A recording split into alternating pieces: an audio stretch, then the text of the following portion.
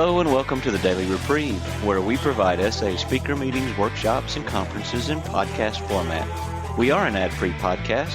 If you enjoy listening, please help us be self-supporting by going to donate.thedailyreprieve.com and drop $1 or $2 into the virtual basket.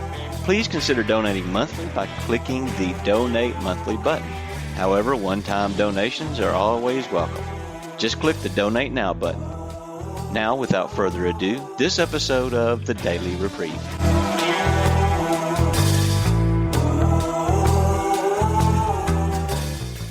To keep it light, we're not going to start with any of that stuff.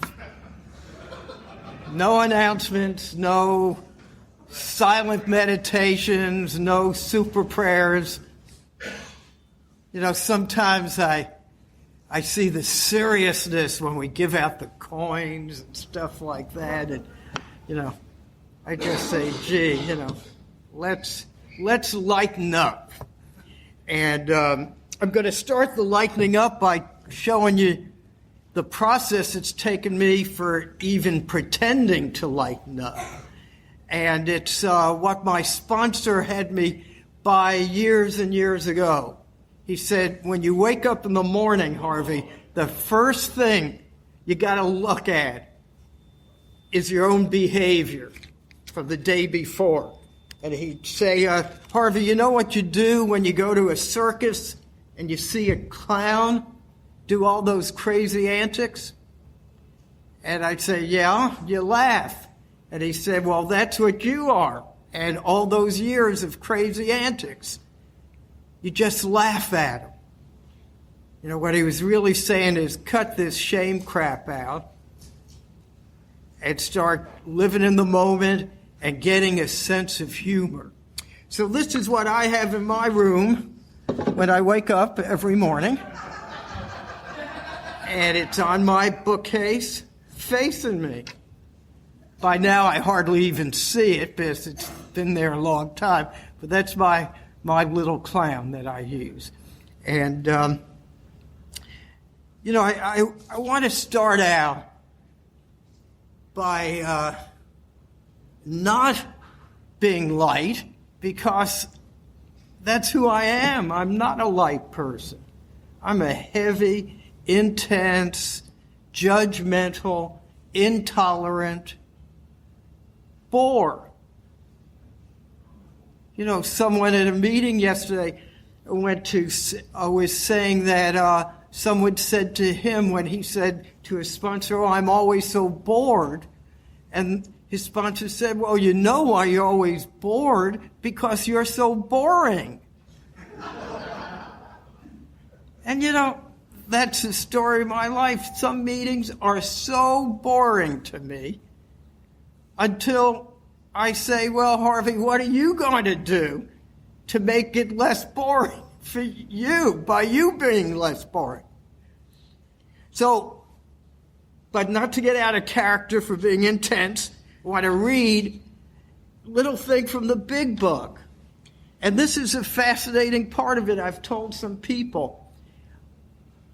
Part of my knowledge of God's will for me over a lot of years have been very few things that I've really known. One thing I knew was his will for me was not to hate my mother because of the feelings I had towards her. The other thing was to stay sober for one day. And the third thing was I stole right out of the book that to be happy, joyous, and free. That's God's will for me, to be happy, joyous, and free. So the other day, I went to find out where it was in the big book. And I couldn't find the sucker. Just couldn't find it. So I went into the internet, into the AA glossary, couldn't find it. So I went to an AA meeting yesterday. After the meeting, asked a whole group of people. No one knew where it was. Said, oh, it's big book, or maybe 12. No, big book, and in chapter 5, and this and that. And I had spent a long time looking for it. And I finally called my AA sponsor, who has 50 years of sobriety. And I said, hey, where do you think it is? And I could tell it was a mistake asking. That's not something you ask a 50-year veteran who didn't know. And he said, oh, I'll look it up. So I said, well, I'm talking tomorrow morning. If you can get it to me before then, I'd appreciate it. And I never got a call. And so instead of worried about all my addictions last night and all my political crap I get into and what would I talk about this morning, I took Nancy to see Guardian, that movie about the Coast Guard, and which maybe we could get back to a bit about us, how it applies to us. But we got back 10:30, 10:45, I'm about going to bed. I said, I'm going to try one more time. And I opened the book up and I said to myself, I really think it's in the AA book. And I've looked everywhere that's important in the AA book. I'm going to go into the chapter that I always say has nothing in it, but always does, and see. And there it was. And it was in the chapter about the family afterwards. A chapter we hardly ever mention. And it's full of all this stuff, family afterwards. I forgot the name of the chapter, I hardly mention it. And I want to read it to you. We have been speaking to you of serious, sometimes tragic things. Yeah, serious and tragic. What my life was like when I was acting out. I was thinking my wife's in the building and she's in the program. I remember one day taking her to Houston's with a friend and his wife. They had just gotten married. And he and I had sex under the table with our wives present. Tragic, serious topics. Or in recovery, how I get angry at my wife and once in recovery got physical with her when I had never done that in my acting out. Sometimes tragic things. The pain, the embarrassment to my sons, to my family,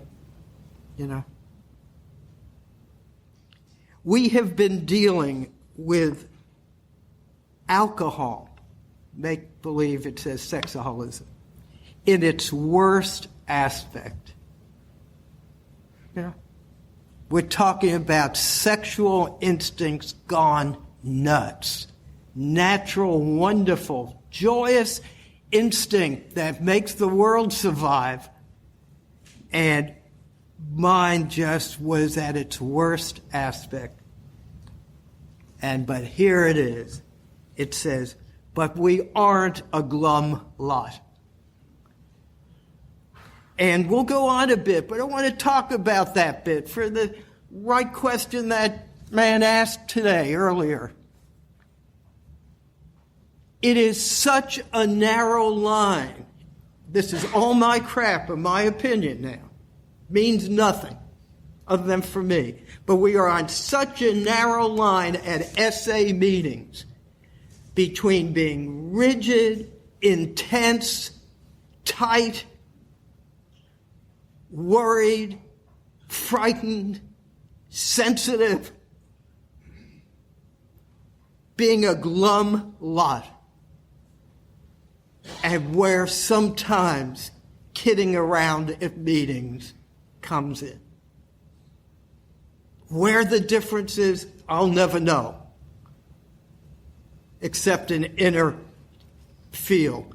But where that concept, and that's how this talk came about. Someone asked me to talk about crosstalk. And I said, I'm not touching that subject.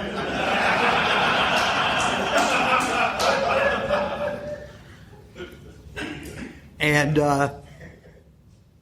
but I said, but I'll design it and camouflage it to the subject I'm really going to end up talking about. And that subject's going to be what the 12 and 12 talks about in the 12th step. It opens with the words, the joy of living.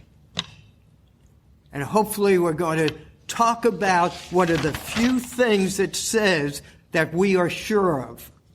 The family afterwards. We are sure God wants us to be happy, joyous, and free. So rare. I don't think I know of a place where else it says that. We are sure. But we aren't a glum lot. If newcomers could see no joy or fun in our existence, they wouldn't want it. We absolutely insist on enjoying life. My God, you come to our meetings sometimes. It's like people are going to have their fingernails pulled out or something. And then if you have the audacity to joke around, whoop! And my heart goes out to some of y'all. Bet you haven't been to AA meetings. My God. The amount of times the word yet is yelled out at a meeting, which is crosstalk. Someone will say, oh, I haven't done that. I haven't been arrested. And a chorus will come out, yet. Or somebody will say something, really intolerant. And the group will start hysterically laughing without saying a word. And the guy will finally pick up what he's done, what he said, how silly he's being with himself at that moment. Then there were meetings I've attended, and some are aware of them, and it caused a lot of tensions in AA, where my sponsor would interrupt you as you're talking. You talk about, oh, I'm having such trouble with my girlfriend, and she's not talking to me, and you're this and that, and he'd yell out, you don't care, you're just not getting any. That's what you're angry at. He'd yell it across the room.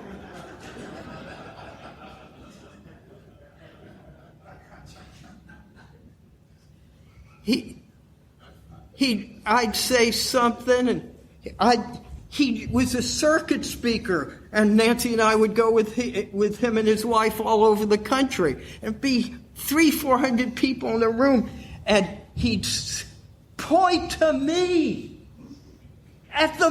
in front of all these people. He'll say, "See that guy? He's Jewish. He can't be an alcoholic."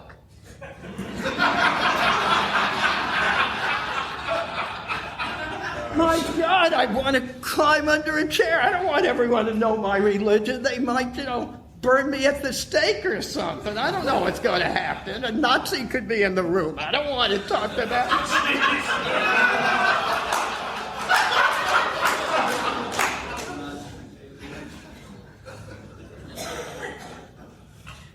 And there he is.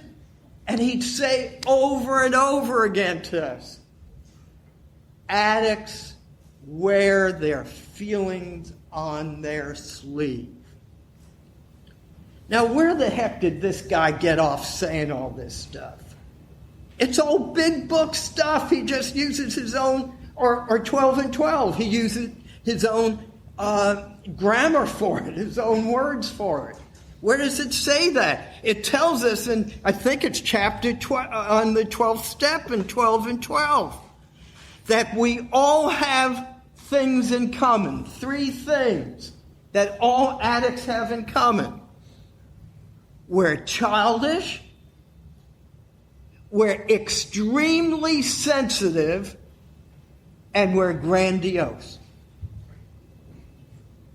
Man, what? You look at me the wrong way. I hate you for 10 years. How dare you? Not applaud enough or stand up or remember my birthday or do this or do that, Impossible to satisfy that hole in me about what I need from you. When the reaction's going to be, how am I getting happy, joyous, and free? And it says it everywhere. For those of you who, let's see where I don't know if you all ever read this book, but it's an essay-approved literature called Recovery Continues. And guess what? There's a chapter in here that talks about the joy response. The joy response.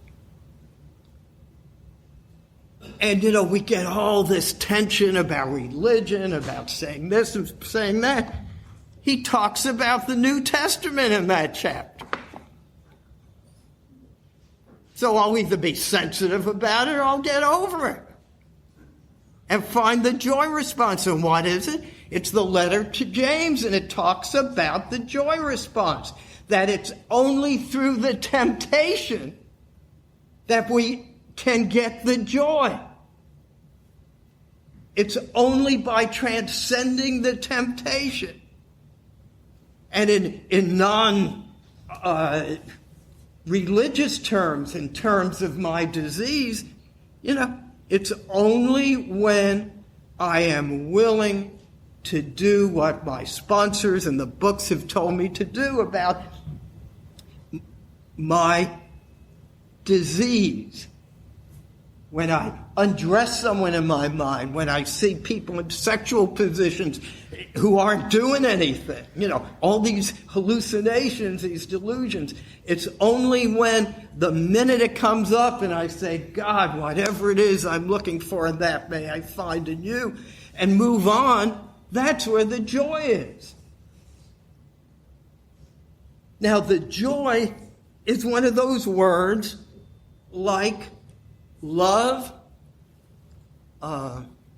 surrender, you name it, lust. I don't know what the hell these words mean. I use them day after day. I don't really know. How can I know, a love cripple, what love is? How do I know what joy is? The only joy, in quotes, I thought I had was related to orgasmic experience or to what I felt after putting you down in some anger relationship, or the pursuit of lust. Man, would I get a sensation in that pursuit of lust. So how do you know what joy is when you've been all screwed up with feelings? And so it's one of those things like love. I've had to say, is that joy? And Cherry would talk about this special feeling you get in this program, which I think is joy. It's a quiet excitement.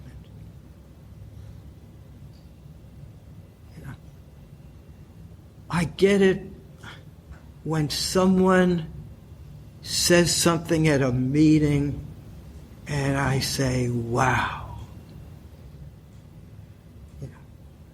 Or when something I've just had a lust temptation and I say, wow, that's the first time that's happened in 2, 3, 4 months.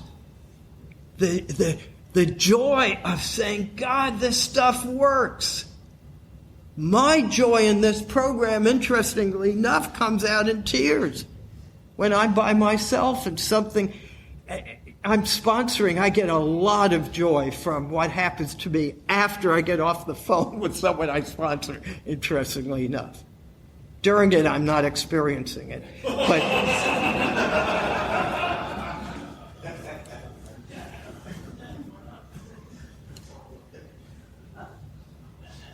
I get off and I say, where the hell did that come from? How the hell did I say that?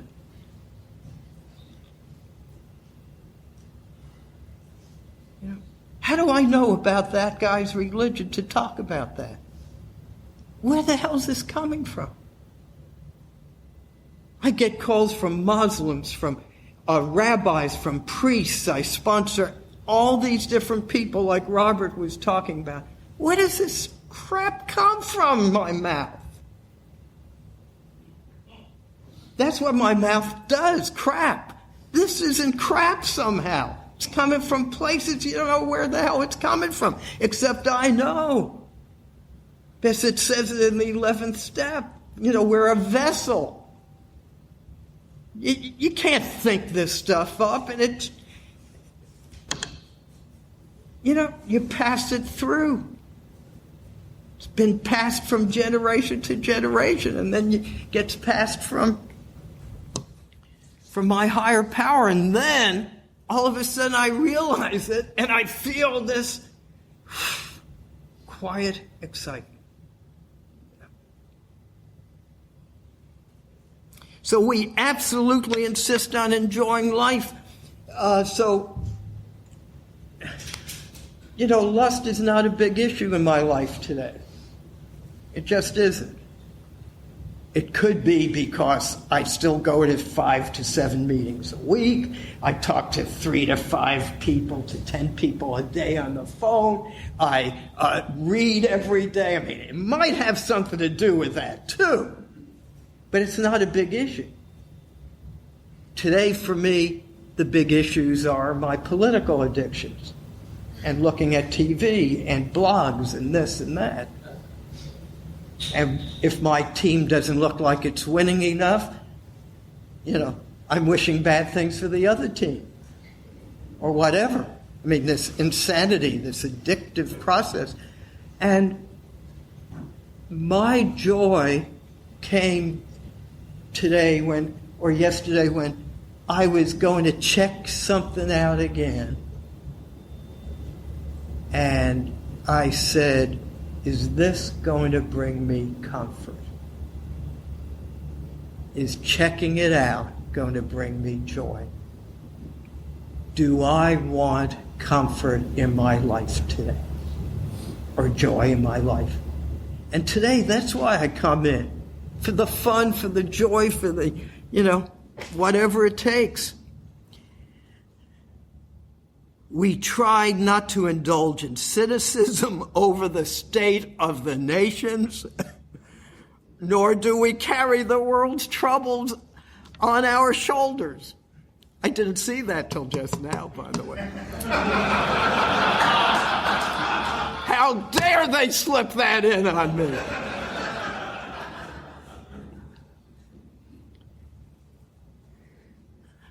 When we see a man sinking into the mire that is sexaholism, we give him first aid and place what we have at his disposal.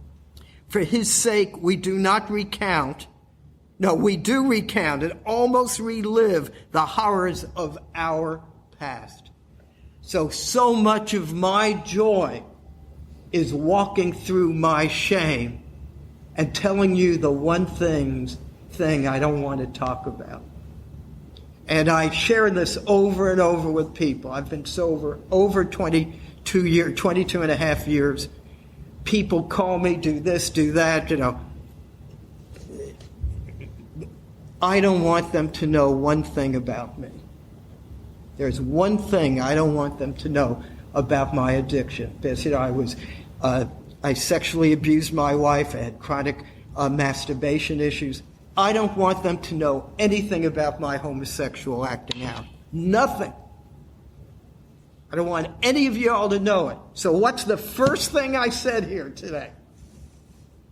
I had to share with you the thing I don't want you to know about me.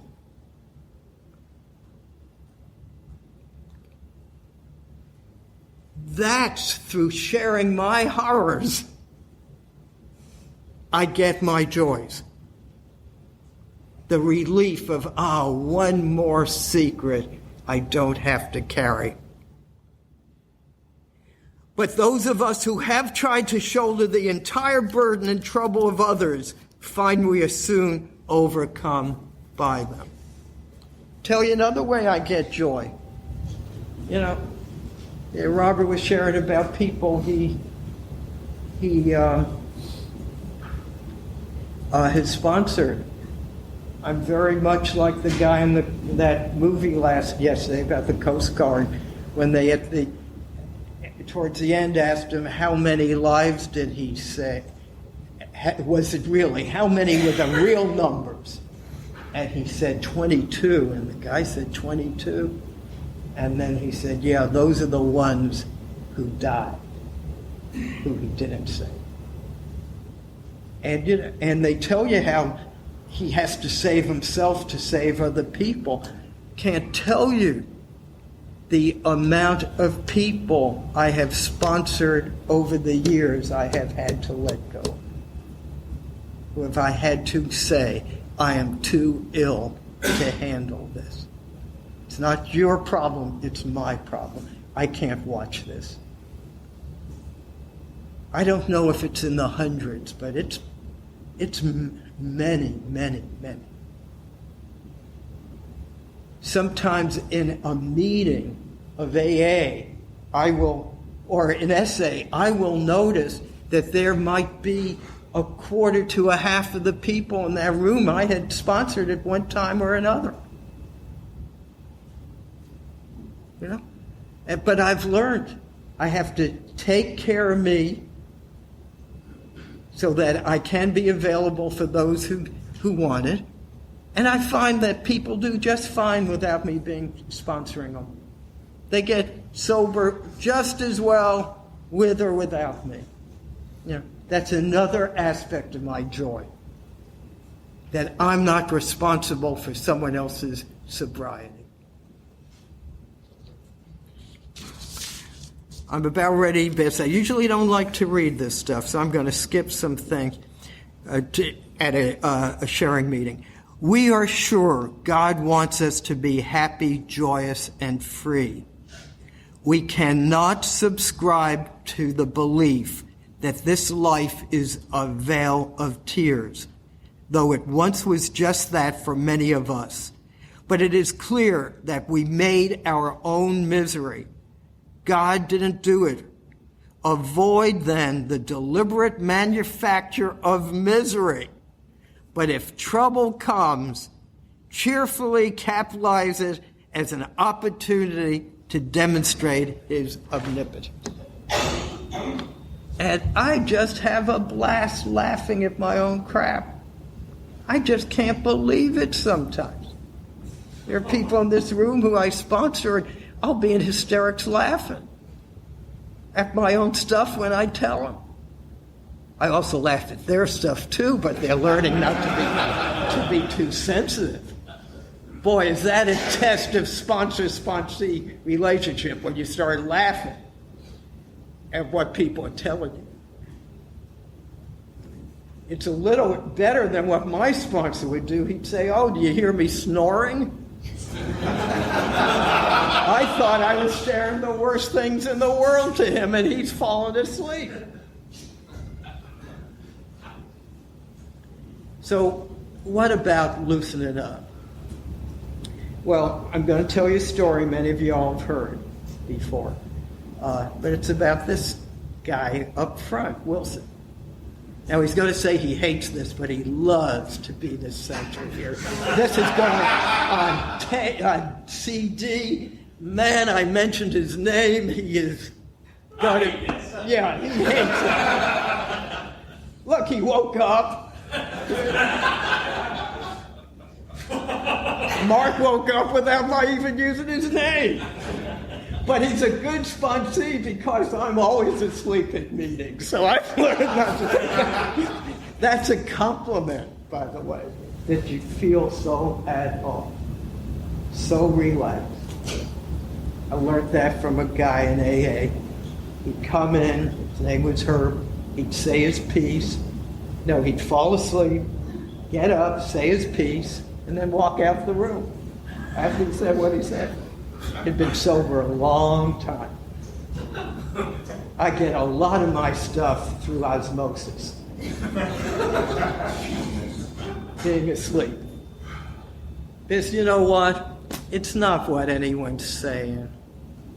What we say doesn't sober anybody up.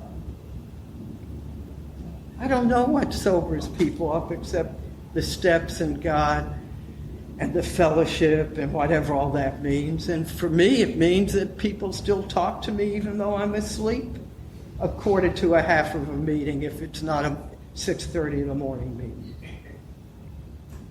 Okay. But getting back to Wilson-ness, of all things, we don't want me to not tell the story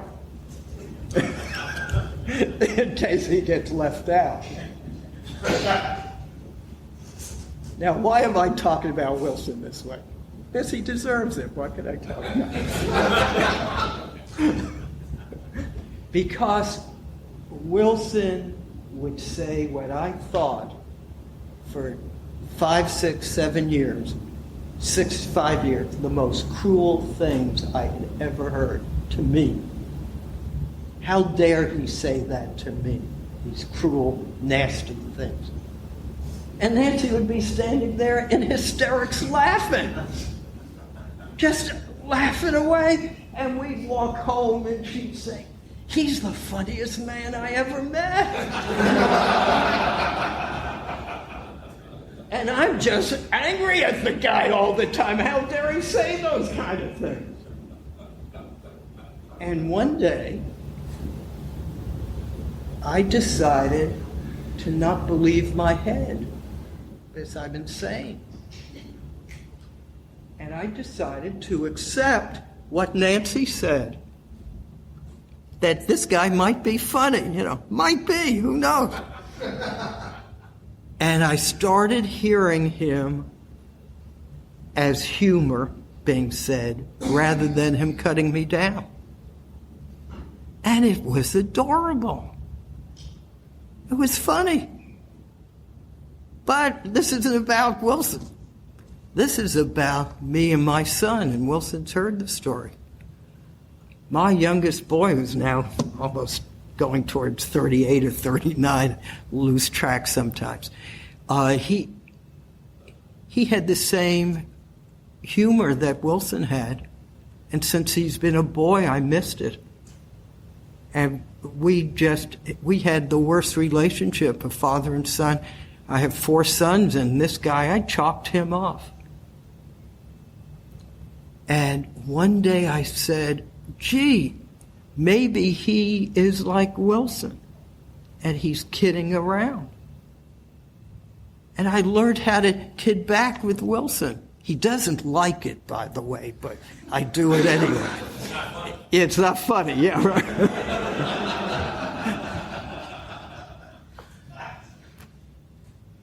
And lo and behold, I started jabbing back with little humor with my son, which I never knew I had myself. Over the past 4 or 5 years, you have never seen a healing in a relationship like my son and I have had. I can't believe it. He's just a joy to me. And he just thinks I'm real cool. He felt I was cool enough that about 2 years ago, he brought in a gal he was planning to marry. And he had mentioned I was an SA. And he said, Dad, I want to know why you're an SA. I said, okay, I'll read you the brochure. He said, no, I don't want the brochure. I want you to tell me your story. And I said, in front of your girlfriend? And he said, yes.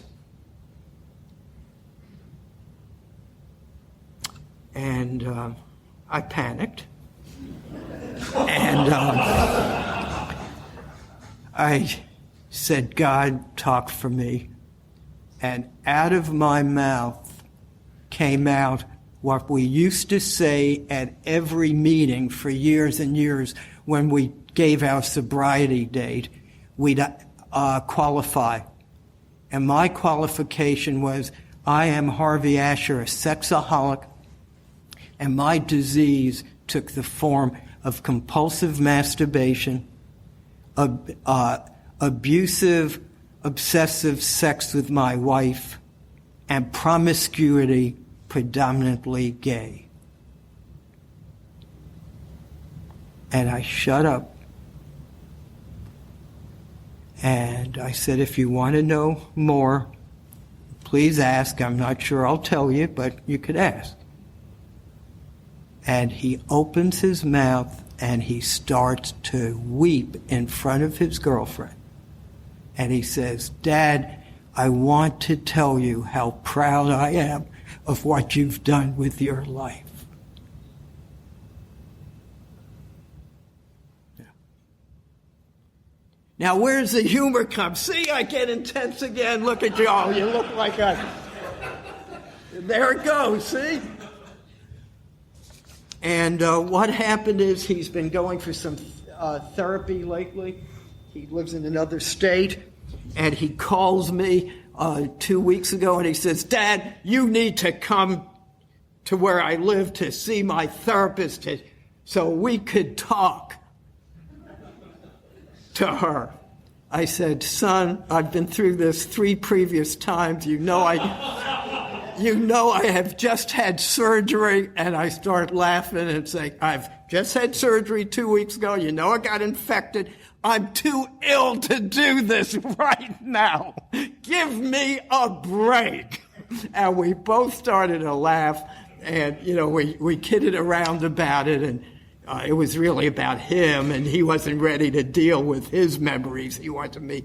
But when he came to visit last week, and I said, I'll be there if you want. But, why don't we play it by ear? But we were able to tease about it. Now, and how did that happen? It happened by my not being able to handle the crosstalk Wilson was doing that I thought was crosstalk, that was really helping joy come into a meeting. And if it gets too much, Wilson will notice it himself and usually say, maybe I've gone too far or something. But it's made a breakthrough for, I believe, our 6:30 meeting.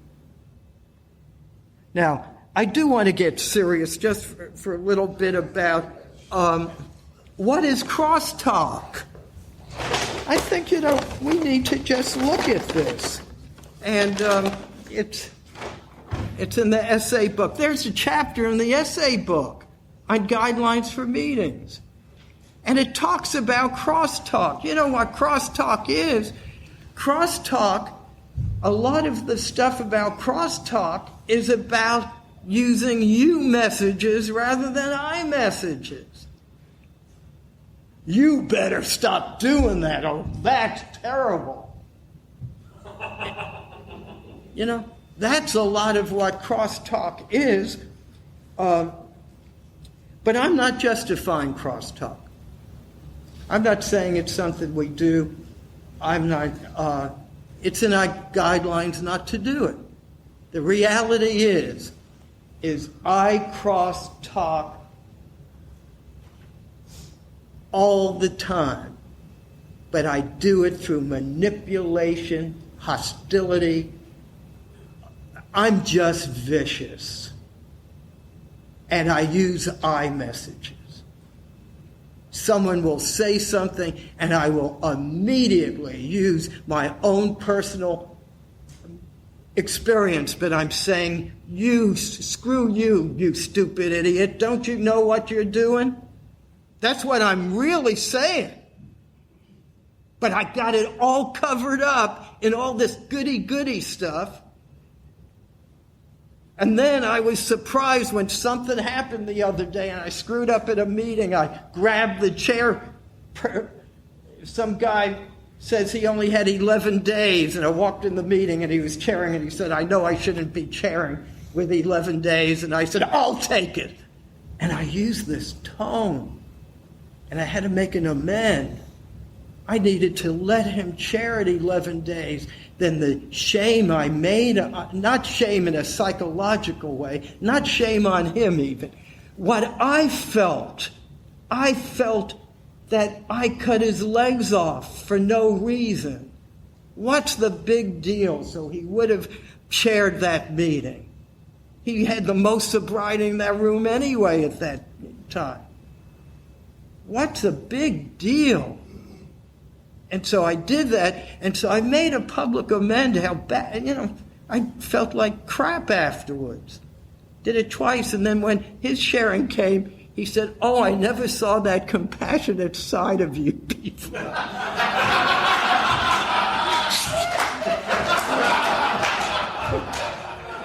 But I decided not to interpret it like that. And then he was really giving me a compliment. Because, he was probably right. So much of what he's heard from me has probably been without crosstalk. This crosstalk I do with iMessages. And that does not give me comfort, doesn't give me joy. Over the past year or two, I've stopped doing it hardly as much. I still catch myself doing it. But what I do instead is I go up to the person after the meeting and I'll ask, can I give you some feedback? And that way I could be straightforward. Like I could say, man, I'm scared. Why do I get crosstalk subtly? What is it really underneath? It's not joy that I want to help the person. I get frightened. I go into fear. I don't know what to do for the person. I see them struggling. I get scared. Is it going to happen to me? How can I help them? Maybe this program doesn't really work. All my own shtick comes in. And then I take it out with those voice tones or those subtleties. And then I don't have joy. Cherry over and over again would say this program in AA is not about alcohol, it's about comfort. This program is not about lust, it's about comfort. If it were about lust, then every single step would be about lust. It's the way we get comfort. And so, Mark, maybe you could, it's under how a meeting works. Guidelines. Under guidelines. Now I want to tell you a story about guidelines and about all this stuff. Told it to some guys here before. The newcomers meetings we have and all those writings, and something in the writing just wasn't sounding quite right to me. And I suggested, laughingly, hey, why don't we take it out? And a group of guys, or at least one, got so angry at me. What do you mean take it out? We can't take it out. And I said, what are you talking about? I'm the guy and one of me and a few others who put it in there. We wrote it. Okay, remember when we wrote those new guidelines. These things become sanctisant. What's the word, sanctisant or something? Sacrosanct. Sacrosanct. Thank you. Sacrosanct. Becomes, like given by God. Man, a bunch of us drunks had nothing to do that night. We probably would have acted out if we didn't come by and work on this stuff. Man. And then we get wild over it. There was the other day, I had more fun after a meeting. Some guy was really upset about, for a week, and other people about some signs on the wall in our clubhouse.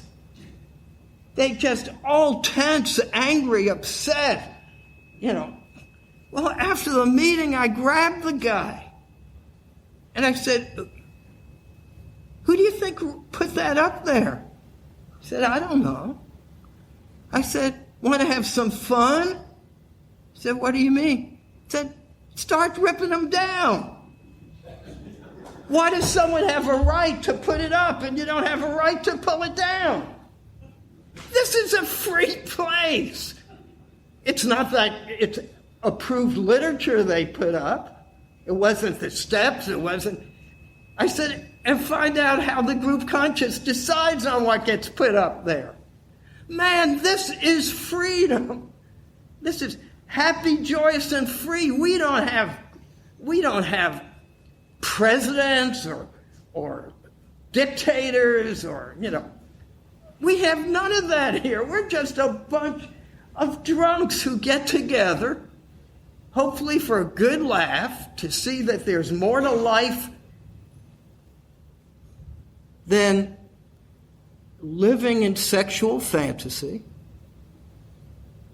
that there's other joys, and we're just this group who get together to share our experience, strength, and hope. And if we take stuff too seriously, not only are we going to miss the joy, we're going to forget, in my opinion, who's really doing this. How is this possible? How is a Jew on his Sabbath standing under a cross, talking to a bunch of Christians? Who but a higher power could have brought? We were asked to speak at a conference in outside of Oxford, England, about 6 months ago. And Nancy and I went there, and it's in this little retreat center, and in walks from Manchester, England, a Muslim and an Orthodox Jew,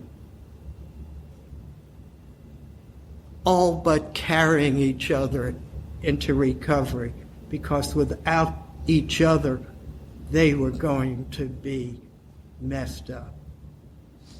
And all those barriers, all those differences, all those serious world issues meant nothing to these two guys to help get them one more day of sobriety. So in conclusion, I have 2 minutes. Okay. 3. In conclusion, and my conclusions usually take 20 minutes, so be prepared. But in conclusion, I watched this movie yesterday about the Coast Guards and how they go in the middle of winter by helicopter and jump in the ocean outside of Alaska and save people, and how they have to save each other and save themselves. And the camaraderie and the love and teamwork was not sexual, it was not selfish, it was what we have here. Because without our teamwork, without our joy and fellowship and recovery, man, if you guys don't help me, I'm not going to make it, So I'm going to keep coming back, Biss. This is the gift I'm given today, and thanks for being here for me. I would like to thank you for listening to this episode of the Daily Reprieve, the best source for experience, strength, and hope for SA members. Please subscribe to this podcast to be alerted of new episodes. Please show your support by donating to The Daily Reprieve by going to donate.thedailyreprieve.com and choosing either monthly donations or a one-time donation by clicking Donate Now. Thank you for listening, and stay tuned for the next episode of The Daily Reprieve.